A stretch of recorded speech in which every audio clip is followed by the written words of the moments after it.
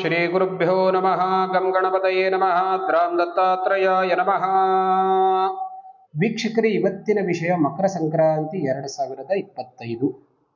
ಮಕರ ಸಂಕ್ರಾಂತಿ ಅಂದರೆ ನಮ್ಮ ಮನಸ್ಸಿನಲ್ಲಿ ಅನೇಕ ಪ್ರಶ್ನೆಗಳು ಉದ್ಭವಿಸುತ್ತೆ. ಈ ಮಕರ ಸಂಕ್ರಾಂತಿ ಅಂದರೆ ಏನು, ಅಂದರೆ ಈ ಪುಣ್ಯಕಾಲ ಅಂತ ಅನ್ನೋದು ಯಾವುದು, ಯಾವುದಕ್ಕೆ ಪುಣ್ಯಕಾಲ ಅಂತ ಹೇಳ್ತೇವೆ, ಮತ್ತು ಈ ಮಕರ ಸಂಕ್ರಾಂತಿಯ ದಿವಸ ನಾವು ವಿಶೇಷವಾಗಿ ಏನನ್ನ ಆಚರಣೆ ಮಾಡಬೇಕು, ಮಕರ ಸಂಕ್ರಾಂತಿಯ ಸ್ವರೂಪ ಯಾವ ರೀತಿಯಾಗಿರುತ್ತೆ, ಇದೆಲ್ಲ ಪ್ರಶ್ನೆಗಳಿಗೆ ಉತ್ತರವನ್ನು ನಾವು ಇವತ್ತು ತಿಳ್ಕೊಳ್ತೇವೆ. ತಮಗೆಲ್ಲರಿಗೂ ಆತ್ಮೀಯವಾದಂತಹ ಸ್ವಾಗತ. ವೀಕ್ಷಕರೇ, ಒಂದು ವೇಳೆ ನಮ್ಮ ಚಾನಲನ್ನು ಸಬ್ಸ್ಕ್ರೈಬ್ ಮಾಡದೇ ಇದ್ದರೆ ಖಂಡಿತವಾಗಿಯೂ ಸಬ್ಸ್ಕ್ರೈಬ್ ಮಾಡಿ, ಬೆಲ್ ಐಕಾನನ್ನು ಪ್ರೆಸ್ ಮಾಡಿ. ಯಾಕೆಂದರೆ ಇದರ ಜೊತೆಗೆ ವಿಶೇಷವಾಗಿ ನೋಡಿ, ನಾನು ಜ್ಯೋತಿಷ್ಯಕ್ಕೆ ಸಂಬಂಧಪಟ್ಟಂತಹ ವಿಷಯವನ್ನು ನಾನು ಹಂಚಿಕೊಳ್ತಾ ಇದ್ದೇನೆ.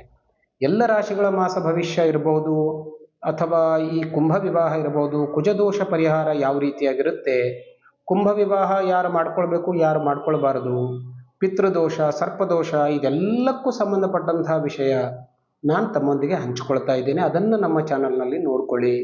ಮತ್ತೆ ವಾಸ್ತುವಿಗೆ ಸಂಬಂಧಪಟ್ಟಂತಹ ವಿಷಯವನ್ನು ಕೂಡ ನಾನು ಹಂಚಿಕೊಳ್ತಾ ಇದ್ದೇನೆ. ಅದನ್ನು ಕೂಡ ನೀವು ಖಂಡಿತವಾಗಿಯೂ ನೋಡ್ಕೊಳ್ಳಿ. ನೋಡಿ, ಇವತ್ತಿನ ವಿಷಯ ಅಂತಂದರೆ ಈ ಮಕರ ಸಂಕ್ರಾಂತಿ ಅಂತಂದರೆ ಏನು ನೋಡಿ. ಅದರಲ್ಲೂ ವಿಶೇಷವಾಗಿ ನೋಡಿ, ರವಿ ಅಂದರೆ ಸೂರ್ಯ ಧನಸ್ಸು ರಾಶಿಯಿಂದ ಮಕರ ರಾಶಿಗೆ ಪ್ರವೇಶವನ್ನು ಮಾಡಿದಂಥ ಕಾಲವನ್ನು ನಾವು ಮಕರ ಸಂಕ್ರಾಂತಿಯ ಪುಣ್ಯಕಾಲ ಅಂತ ನಾವು ಹೇಳ್ತೇವೆ. ಇದು ಪ್ರತಿ ವರ್ಷ ಸಾಮಾನ್ಯವಾಗಿ ನೋಡಿ 14 ಅಥವಾ 15 ಜನವರಿಯ ಕಾಲದಲ್ಲಿ ಸಾಮಾನ್ಯವಾಗಿ ಬರುತ್ತೆ.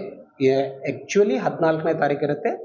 ಕೆಲವೊಂದು ಸಂದರ್ಭದಲ್ಲಿ 15ನೇ ತಾರೀಕು ಕೂಡ ಸೂರ್ಯನ ಗತಿಗೆ ಅನುಗುಣವಾಗಿ ಆಗುವಂಥ ಸಾಧ್ಯತೆ ಕೂಡ ಇರುತ್ತೆ.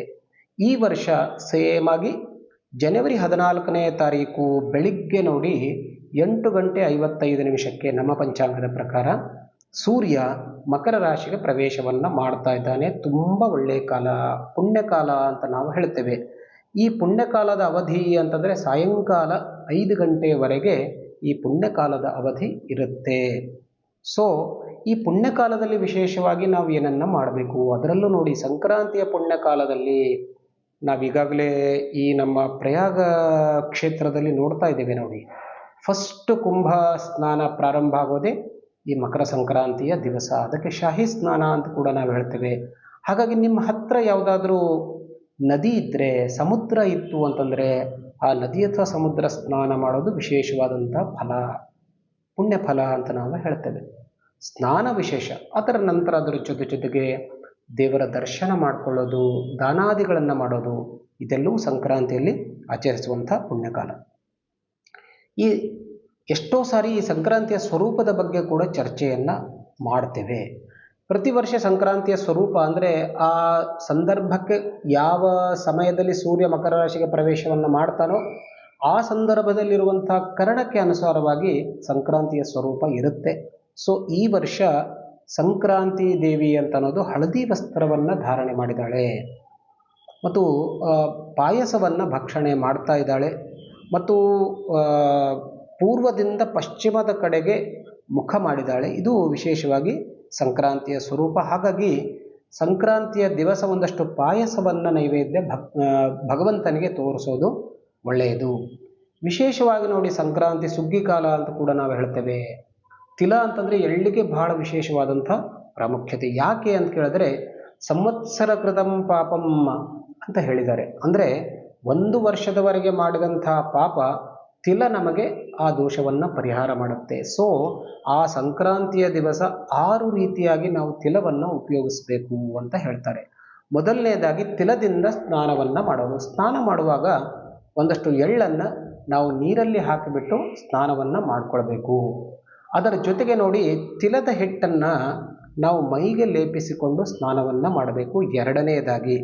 ಇನ್ನು 3ನೇದು ತಿಲವನ್ನು ಹೋಮದ ರೂಪದಲ್ಲಿ ಉಪಯೋಗಿಸತಕ್ಕದ್ದು. ಅಂದರೆ ಅವತ್ತಿನ ದಿವಸ ತಿಲ ಹೋಮವನ್ನು ನಾವು ಮಾಡಿದ್ದಾದರೆ 1 ವರ್ಷ ಮಾಡಿದಂಥ ಎಲ್ಲ ಪಾಪಗಳಿಂದ ನಾವು ಮುಕ್ತಿಯನ್ನು ಪಡಿತೇವೆ.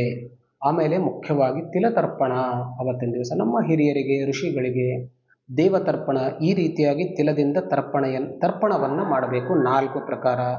ಆಮೇಲೆ ಸಾಧ್ಯವಾದಷ್ಟು ದೇವಸ್ಥಾನಗಳಲ್ಲಿ ಅಥವಾ ಯಾರಾದರೂ ಪುರೋಹಿತರಿಗೆ ತಿಲವನ್ನು ದಾನ ಮಾಡಿ. ಅದರಲ್ಲೂ ವಿಶೇಷವಾಗಿ ನೋಡಿ, ಈ ಶನಿ ಸಾಡೆ ಸಾತಿ ಇದ್ದವರು, ತುಲಾ ರಾಶಿಯವರು ಮತ್ತು ಕರ್ಕ ರಾಶಿಯವರು ಕಪ್ಪು ತಿಲವನ್ನು ಅಥವಾ ಬಿಳಿ ತಿಲ ಮಾಡಿದ್ರು ಕೂಡ ಪರವಾಗಿಲ್ಲ, ಯಾಕೆಂದರೆ ಹಬ್ಬ ಇರೋದರಿಂದ ಶುಭ ಸಂಕೇತವಾಗಿ ಅವತ್ತಿನ ದಿವಸ ವಿಶೇಷವಾಗಿ ತಿಲವನ್ನು ದಾನ ಮಾಡಿ. ಕೊನೆಯದಾಗಿ ತಿಲವನ್ನು ಭಕ್ಷಣೆ ಮಾಡೋದು ಅಂದರೆ ಅವತ್ತಂತೂ ನಮಗೆ ಗೊತ್ತಿದೆ, ಎಲ್ಲ ಆಹಾರದಲ್ಲೂ ಕೂಡ ನಾವು ತಿಲವನ್ನು ಉಪಯೋಗಿಸ್ತೇವೆ. ಈ ರೀತಿಯಾಗಿ 6 ಪ್ರಕಾರವಾಗಿ ನಾವು ತಿಲವನ್ನು ಉಪಯೋಗಿಸುವುದರಿಂದ ನಮಗೆ ಮಕರ ಸಂಕ್ರಾಂತಿಯ ಖಂಡಿತವಾಗಿಯೂ ಒಳ್ಳೆಯ ಫಲ ಸಿಗುತ್ತೆ.